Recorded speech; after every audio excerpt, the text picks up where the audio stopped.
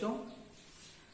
तो इसके पहले वाले वीडियो में हमारा चल रहा था रिसोर्स एंड डेवलपमेंट, जहाँ पे हमने बात कर लिया कि रिसोर्स को हमें डेवलपमेंट क्यों करना है। तो रिसोर्स जो अवेलेबल है, अगर हम बात करें कि जो रिसोर्सेज हैं वो मोस्टली कहाँ पे अवेलेबल हैं, तो हमको मिलता है कि सर मैक्सिमम रिसोर्स तो हमारे लैंड पे ही है। तो यानी अगला हमारा टॉपिक है लैंड एज अ रिसोर्सेज। जब हम लैंड की बात करते हैं तो बस पीछे ध्यान देते हैं दोनों वीडियोस में कि लैंड क्या है, ये किस तरह का रिसोर्स है, तो हमको पता चलेगा नॉन लिविंग है। हमें क्या हो गया, नॉन लिविंग हो गया। अब जो नॉन लिविंग है तो लिविंग में क्या आता है, ह्यूमन बीइंग्स, फ्लोरा, फना। अब फ्लोरा कहाँ होगा, लैंड पे। फना कहाँ होगा, लैंड पे। ह्यूमन बीइंग कहाँ होगी, लैंड पे। केवल विंड जो है वही तो लैंड पे नहीं होगा, सनलाइट लैंड पे नहीं होगा, अदरवाइज सारे रिसोर्सेज कहाँ अवेलेबल हैं, यानी वो फाउंड कहाँ है, वो लैंड पे ही अवेलेबल है, लैंड पे ही फाउंड होते हैं। तो अब लैंड कंट्री में कितनी है, तो आंसर है सर 32, 87, 263 स्क्वायर किलोमीटर। कंट्री में ये इतनी लैंड अवेलेबल है। जो लैंड हमारे यहाँ अवेलेबल है उस लैंड पर हम क्या करते हैं, हम अपनी इकोनॉमिक एक्टिविटीज करते हैं, एग्रीकल्चरल एक्टिविटीज करते हैं, हमारी रिवर्स हैं, हमारे फ्लोरा है, फना है, ट्रांसपोर्टेशन है, कम्युनिकेशन वगैरह सब कुछ कहाँ होता है, इसी लैंड पर ही तो होता है। इसलिए लैंड क्या है, सबसे इंपॉर्टेंट रिसोर्स है। तो लैंड को उनकी यूटिलिटी बेस पे 3 टाइप्स में क्लासिफाई किया गया है, उनका जिस तरह से हमने यूज किया है। जिसमें हम देखें अगर, तो ये 43% जो है हमारा प्लेन्स है। ये क्या है, प्लेन्स है। इस प्लेन्स पे हम क्या करते हैं, एक तो एग्रीकल्चर करते हैं एंड इकोनॉमिक एक्टिविटीज।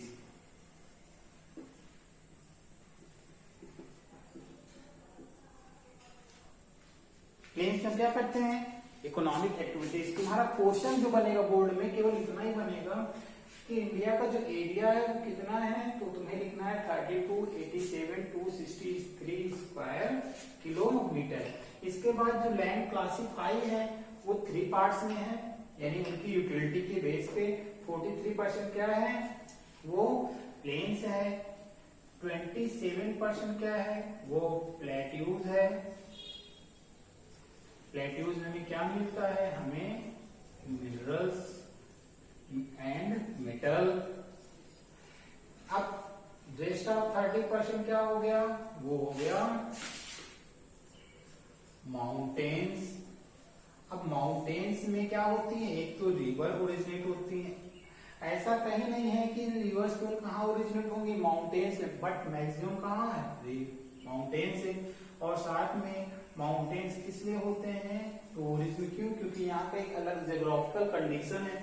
यहाँ पे हम फार्मिंग बहुत ही कम करते हैं, जो भी फार्मिंग होती है ज्यादातर प्लांटेशन फार्मिंग होती है।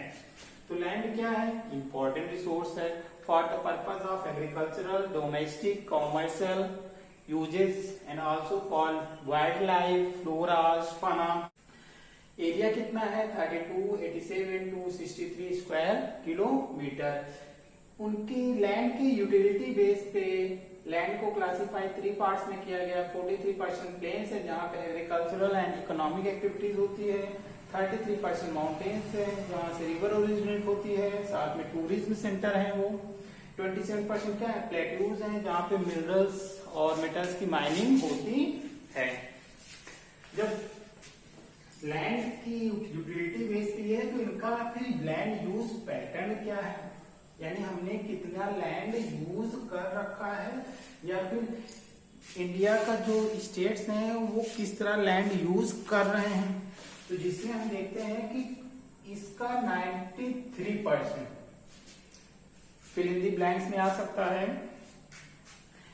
कि India had served dot dot dot the area of the country, यानी भारत ने कितने परसेंट एरिया का सर्वे किया है, तो वहां पे लिखना रहेगा 93%। इस 93% यानी 7% में कौन छूट गया हमारा, जो ईस्टर्न स्टेट्स हैं वहां पे असम को छोड़ के किसी स्टेट में सर्वे सही से नहीं हुआ है।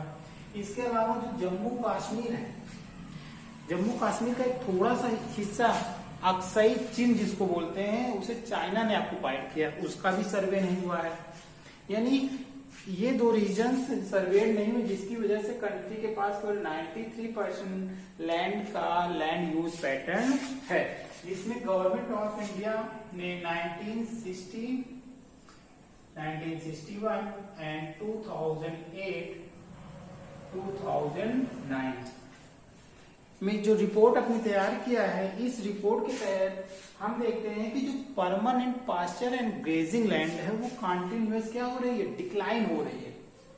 यानी जो एनिमल्स के लिए ग्रेजिंग लैंड होनी चाहिए उसे क्या हो रहा, कंटिन्यू डिक्लाइन हो रहा है। फिर 1 मार्क्स का क्वेश्चन आता है कि नेशनल फॉरेस्ट पॉलिसी कब आती है, नेशनल फॉरेस्ट पॉलिसी 1952 में आती है। यहीं पे आ सकता है फिल इन द ब्लैंक्स कि how much percent the forest was reserved under the National Forest Policy 1952, तो आंसर रहेगा सर 33% रिजर्व किया गया है। इसी में नेक्स्ट, अब जब लैंड यूज पैटर्न हो रहा है तो हम देखते हैं कि पंजाब एंड हरियाणा, यानी ये एग्रीकल्चरल एंड इकोनॉमिकल एक्टिविटीज दोनों तरीके के स्टेट हैं, बट यहाँ पे फार्मिंग ज्यादा फोकस की जाती है। तो जो हरियाणा एंड पंजाब है ये अपनी लैंड का 80%, लैंड का 80% क्या कर रहे हैं, नेट सोन एरिया, यानी यहाँ पे फार्मिंग हो रही है। But Manipur, Mizoram, Andaman Nicobar island and Andaman Nicobar वो अपनी लैंड का केवल 10% ही क्या कर रहे हैं, नेट सोन एरिया, यानी वहां पे फार्मिंग एक्टिविटीज कर रहे हैं। लैंड यूज पैटर्न के बाद हमारा आता है लैंड यूटिलाइजेशन, यानी लैंड का यूटिलाइजेशन कहाँ कहाँ हुआ है। एक तो है फॉरेस्ट, यानी फॉरेस्ट में पूरी तरह से हमने लैंड को यूटिलाइज कर दिया, यानी उसको हम चेंज नहीं कर सकते हैं। दूसरा है land not available for cultivation,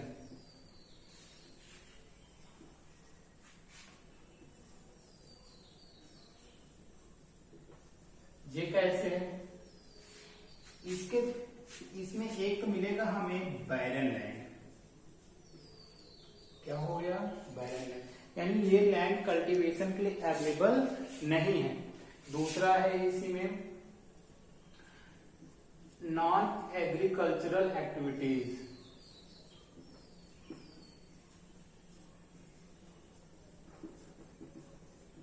कैसे, अब नॉन एग्रीकल्चरल में क्या है, रेलवे ट्रैक्स है, बिल्डिंग है, ऑफिसेज हैं, हाउसेज है, अपार्टमेंट्स है, हाईवेज हैं, यानी अब इसको हम चेंज नहीं कर सकते हैं, यानी वो नॉन एग्रीकल्चर एक्टिविटीज है, यानी वहां पे भी लैंड क्या हो चुकी है, यूटिलाइज हो चुकी है।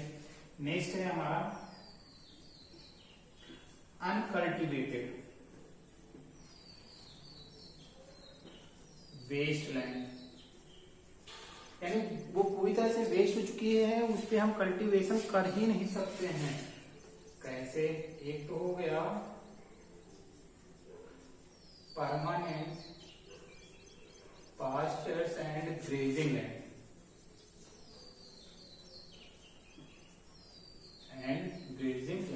यानी ये एनिमल्स के लिए रिजर्व होती हैं, यानी ये पूरी तरह से यूटिलाइज हो चुकी है, इस पे हम फार्मिंग नहीं कर सकते हैं।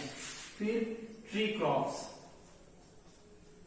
इसे हम मिसलेनियस टाइप्स के ट्री फार्मिंग कर रखते हैं ना, यानी वो लैंड भी हमारी एग्रीकल्चरल लैंड थी, बट उस पर मिसलेनियस ट्री क्रॉप्स में इंगेज किए हुए हैं।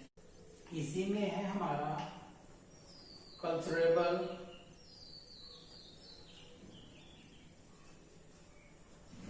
Waste land. कैसे?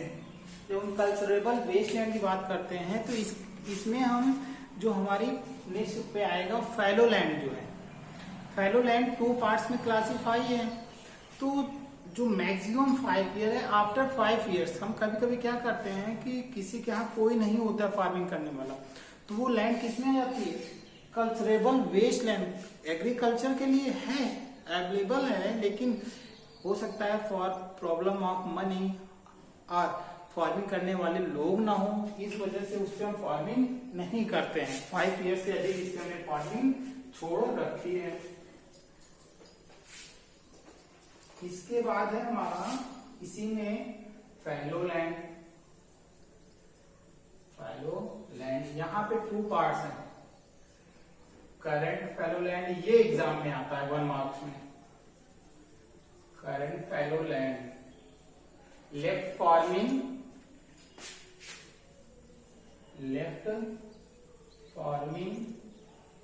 For 1 year.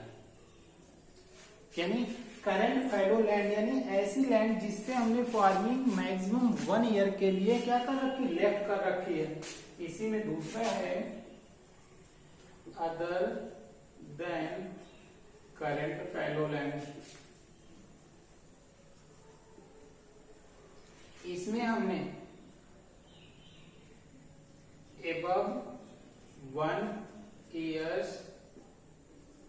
and below 5 years क्या कर रखी? फार्मिंग लेफ्ट कर रखी। यानी कि ये क्या है? फैलो लैंड है, मीन्स फार्मिंग के लिए है, बट यहाँ पे कभी कभी क्या होता है कि क्रॉप फेलियर हो जाती है, जिसकी वजह से फार्मर नेक्स्ट क्रॉप नहीं करता है, मनी नहीं होती है तो फार्मर नहीं करता है। वो तो हो गया करंट फैलो की, वो करंट की सिचुएशन है। लेकिन अदर देन करंट फैलो की बात करते हैं कि उसे हम above 1 year and below 5 year जब हम फार्मिंग छोड़ देते हैं तो हो जाता है other than current fallow land. इस लैंड यूटिलाइजेशन के बाद जो हमारी लैंड बचती है टोटल जिससे हम फार्मिंग करते हैं, वो कहलाता है हमारा नेट सोन एरिया, जो इंडिया में है 43%। नेट सोन एरिया जो है, इसमें हम केवल एक क्रॉप को साल भर में ग्रो करते हैं। यानी कम से कम अगर हमने एक क्रॉप ग्रो किया है तो वो हमारा आ जाता है नेट सोन एरिया जो है कितना? 43%। जो हमने बताया कि हरियाणा और पंजाब को कितना है? 80%। बट यहीं पे क्वेश्चन कुछ बुक में आता है कि ग्रॉस क्रॉप एरिया क्या है?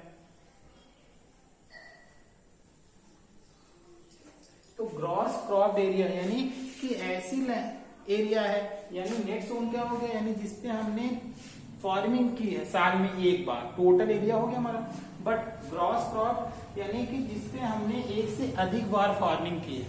हो सकता है कि कुछ फार्मर्स अपनी लैंड पे रबी एंड खरीफ एंड जायद क्रॉप भी फार्मिंग करते हैं, तो वो ग्रॉस क्रॉप में आएगा। लेकिन केवल रबी या ओनली खरीफ, वो हमारा होता है नेट जोन एरिया। ये केवल यहाँ पे नेट जोन एरिया क्या है? ये आएगा। ग्रॉस क्रॉप नहीं आने का चांस। लेकिन फैलो लैंड 1 मार्क्स में आता है कि फैलो लैंड क्या है, तो ये 2 पार्ट्स में है, current fallow land and other than current fallow land. जब हम लैंड रिसोर्सेज की बात करते हैं तो हम ये भी साथ में देखें कि जब फार्मिंग होगी, माइनिंग होगी, इंडस्ट्री लगेगी, तो इसकी वजह से हमारी लैंड क्या होगी? डिग्रेडेड होगी। लैंड हमारी क्या हो रही? वेस्ट हो रही है। तो यानी कि जब लैंड तो लिमिटेड है, ये देखो 32, 87, 263, इस लैंड पे हमारी मेजर एक्टिविटीज है, रिवर्स हैं, फ्लोरा है, फना है, यहीं पे हमारे रेलवे ट्रैक्स हैं, हॉस्पिटल्स हैं, फार्मिंग एक्टिविटीज है, इंडस्ट्रीज हैं। तो जाहिर बात है उस लैंड को हम एक अच्छी प्लानिंग के तहत क्या कर सकते हैं? यूटिलाइज करेंगे। अदरवाइज लैंड क्या हो जाएगी भाई? डिग्रेडेड हो जाएगी ना। लैंड क्या हो जाएगी? डिग्रेडेशन होगा लैंड का। जब लैंड डिग्रेडेशन होगा तो लैंड डिग्रेडेशन होने के रीजन क्या है? अब लैंड डिग्रेडेशन के देखो रीजन, एक तो है कि जब हम माइनिंग करते हैं तो माइनिंग करने के बाद अगर हम उसको छोड़ देते हैं, लेफ्ट कर देते हैं विदाउट फिलअप, बिना उसको फिल किए हुए, लैंड क्या हो जाती है? वेस्ट हो जाती है, उसमें स्कैर्स आ जाते हैं। फिर हम देखते हैं कि ओवर ग्रेजिंग, इतनी ज्यादा ओवर ग्रेजिंग करा दी जाती है, वो भी क्या है, उससे भी लैंड पूरी तरह से क्या हो जाती है? डिग्रेडेड हो जाती है। इसके अलावा हम देखते हैं जो इंडस्ट्रीज लगी हैं, उस इंडस्ट्रीज से जो इंडस्ट्रियल एफ्लुएंट्स निकलता है, गंदा पानी, केमिकल्स निकलते हैं, फिर वो जिस सॉइल से गुजरेगी, लैंड से गुजरेगी, वो क्या हो जाएगी? वेस्ट हो जाएगी। ठीक, ये सारे रीजंस हैं जिसकी वजह से हमारी लैंड क्या हो रही? कंटिन्यू डिग्रेडेड हो रही है। लैंड डिग्रेडेशन होने में ओवर इरिगेशन का भी एक मेजर रोल है, क्योंकि जब हम ओवर इरिगेशन करते हैं, जैसे हम देखते हैं कि पंजाब, हरियाणा, यहाँ पे ओवर इरिगेशन होता है, जिसकी वजह से वो सॉइल पूरी तरह से क्या हो जाती है? वेस्ट हो जाती है। आप देखो कंट्री में कितनी लैंड डिग्रेडेड हो चुकी है।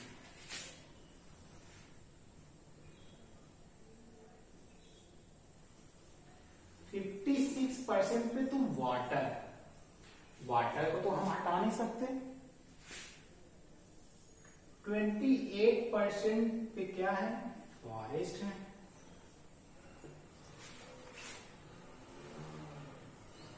सिक्स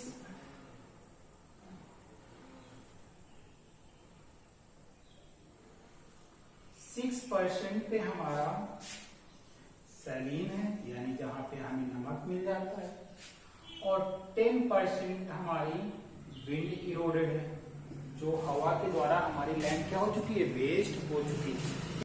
32, 87 टू 63 स्क्वायर किलोमीटर हमारा एरिया है। इसके अकॉर्डिंग 13 करोड़ हेक्टेयर लैंड हमारी क्या हो चुकी है? डिग्रेडेड। कब? 2000 में, और 2019 में ये डाटा हो जाता है 14 करोड़। ये लैंड हमारी तरफ पूरी क्या हो चुकी है? डिग्रेडेड हो चुकी है, यानी कि ये बर्बाद हो चुकी है। जब बर्बाद हो गई है तो इस लैंड को हम कैसे मेंटेन करेंगे? % पे वाटर है, 28% पे फॉरेस्ट है, 6% सैलीन है, और 10% हमारी क्या हुई? विंड इरोडेड हुई है, जिसकी वजह से हमारी लैंड अब जब हुई तो लैंड को हम कंजर्व कैसे करेंगे? एक सबसे सिंपल रास्ता कंजर्व करने का, तो हम एफोरेस्टेशन करते हैं। एफोरेस्टेशन करेंगे तो लैंड कंजर्व होती है। साथ में proper management of land utilization, जब सही से इसका हम मैनेजमेंट करेंगे तो लैंड हमारी कंजर्व होगी। इसके अलावा हम अगर जो इंडस्ट्रियल एफ्लुएंट्स हैं, इसका डिस्पोजल सिस्टम बनाएं, यानी ये क्या करें? सीवेज ट्रीटमेंट प्लांट बनाएं, जिसमें वो फैक्ट्री का गंदा पानी या फिर घरों का गंदा पानी उस सीवेज ट्रीटमेंट में जाए, जिससे वो लैंड क्या हो जाए? वो लैंड वेस्ट ना हो। जो माइनिंग होती है, माइनिंग लिमिटेड की जाए, और माइनिंग होने के बाद उसे पूरी तरह से फिलअप किया जाए। इन सभी रीजन से हम क्या कर सकते हैं? हम लैंड को कंजर्व कर सकते हैं। Else land resource is limited on the earth, limited है पूरे अर्थ पे। अगर हम उसका यूटिलाइजेशन नहीं करेंगे तो फॉर नेक्स्ट जनरेशन कहां पर रहेगी? वो फार्मिंग एक्टिविटीज कैसे करेगी?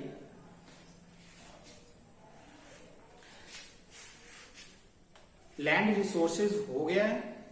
जिन बच्चों को जहां पे डाउट है वो बच्चे कमेंट बॉक्स में अपनी समस्याओं को लिखें। नेक्स्ट डे लैंड पर ही पाया जाने वाला जो सबसे इंपॉर्टेंट रिसोर्स है वो है सॉइल, क्योंकि लैंड तो अवेलेबल है अर्थ पर, बट उस लैंड पे जो सॉइल है वो सॉइल अट्रैक्ट करते हैं ह्यूमंस को, वो सॉइल अट्रैक्ट करते हैं फ्लोरा को, वो सॉइल अट्रैक्ट करते हैं फना को। हम बैरन जो लैंड है वहां पे क्या फ्लोरा फना देखते हैं? वहां पे ह्यूमन को देखते हैं? नहीं, हम ह्यूमंस को वहीं देखते हैं जहां पे लैंड पर सॉइल की फर्टिलिटी मिलती है।